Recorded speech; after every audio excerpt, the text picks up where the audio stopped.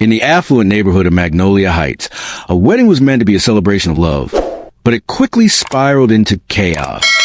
Victoria Blackthorne, a longtime resident with a reputation for being the neighborhood's self-appointed guardian, stood at the center of the storm, her voice slicing through the air like a blade.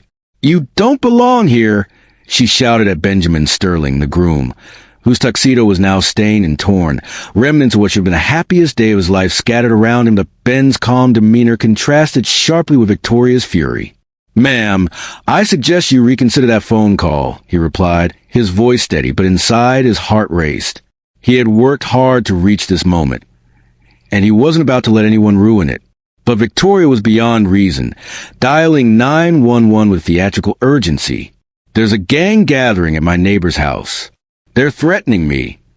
As sirens wailed in the distance, Ben's eyes held a knowing glint. He understood the gravity of Victoria's mistake. She had no idea who she was truly dealing with. T.O. understand how this peaceful wedding turned into a scene of destruction. We must rewind 3 months.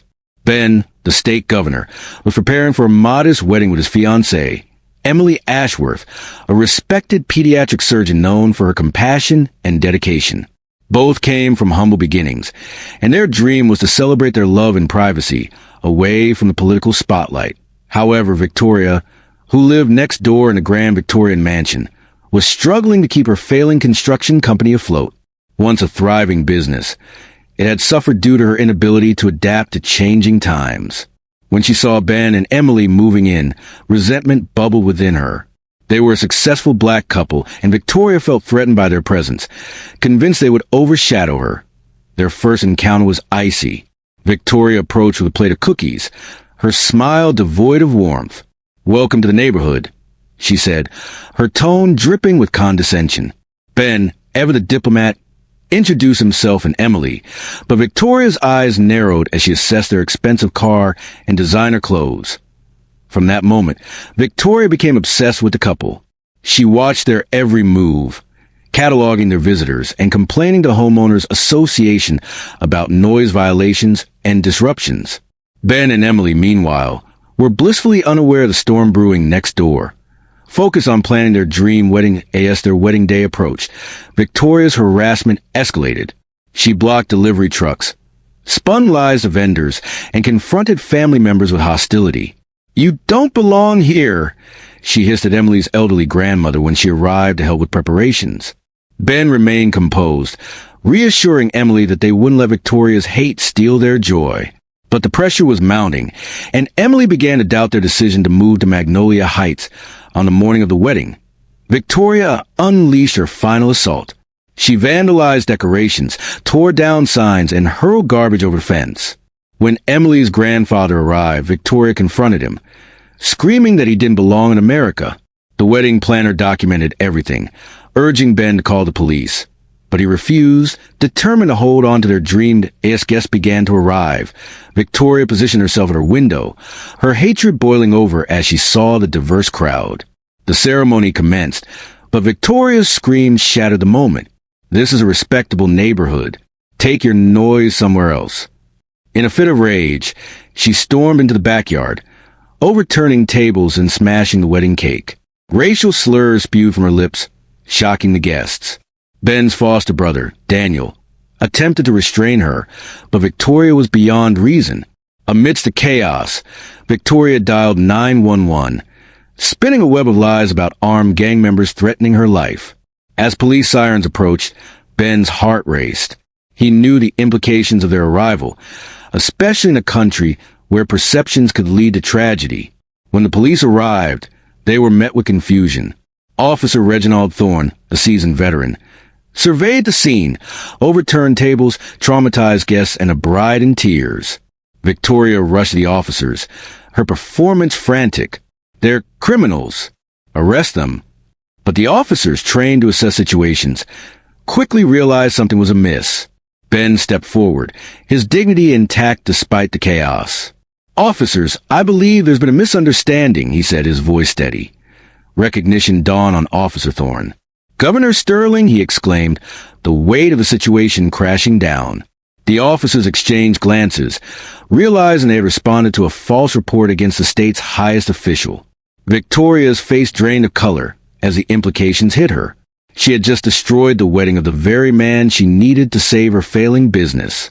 No, no, no, she moaned, her mind racing. Ben, maintaining his composure, addressed Victoria. You knew exactly what you were doing, Miss Blackthorne. Your actions have consequences. As the officers documented the scene, Victoria's world crumbled. She was arrested for filing a false police report, vandalism, and hate crimes. The media frenzy that followed painted her as a symbol of racism and hatred, her business collapsing under the weight of public outrage. 3 weeks later, Victoria stood in court, facing the possibility of prison time. But in a surprising turn, Governor Sterling walked in, requesting leniency. I want to offer her a chance for redemption, he said, advocating for community service and sensitivity training instead of prison time. The courtroom erupted in disbelief. Victoria, overwhelmed, realized the gravity of her actions. She had the opportunity to change, to prove that redemption was possible. As she began her community service, Victoria faced hostility, but persevered.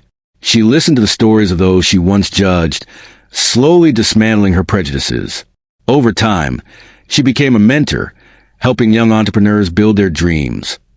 Months later, Victoria returned to court, transformed. Her testimony moved the judge, and Ben stood by her side, acknowledging her growth. She has earned a second chance, he declared. 1 year after the wedding disaster, Ben and Emily hosted a neighborhood barbecue, inviting everyone, including Victoria. As they celebrated, Ben reflected on the journey. Hate destroys everything it touches, but love has the power to transform. Victoria approached Ben and Emily, gratitude in her eyes. Thank you for showing me grace, she said, her voice sincere. Ben smiled. You saved yourself, Victoria. You chose to change. In the end, what began as a story of hatred and destruction became a testament to the transformative power of forgiveness and redemption. The wedding that was nearly ruined by hate ultimately created a community where former enemies became friends, proving that love can heal even the deepest wounds. As the sun set over Magnolia Heights, the neighborhood felt different. The air was filled with laughter and the aroma of grilled food, but more importantly, it was filled with hope. Victoria, now a beloved member of the community, had turned her life around. She had started a mentorship program for young people in the area, helping them navigate the challenges of entrepreneurship. Ben and Emily watched as children of all backgrounds played together, their laughter echoing through the streets. They had turned their wedding disaster into a catalyst for change, fostering a sense of unity in a community that had once been divided. Victoria stood beside them, her heart full. I never thought I could change, she admitted, her voice trembling with emotion. But you showed me that it's never too late to become a better person. Ben nodded, his eyes shining with pride. We all have the power to change the narrative. It starts with understanding and compassion. As the evening wore on, the community gathered around a bonfire, sharing stories and dreams of the future. In that moment, they realized that love, when nurtured, could conquer even the deepest divides. And as the stars twinkled above, they knew that together, they could build a brighter tomorrow